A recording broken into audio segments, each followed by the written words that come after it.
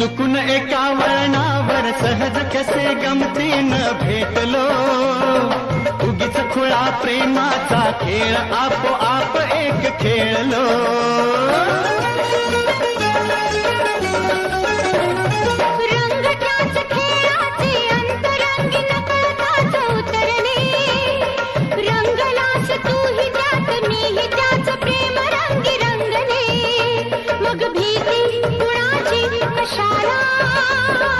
भीती कुणाची कशाला, भीती कुणाची कशाला, अगं भीती कुणाची कशाला.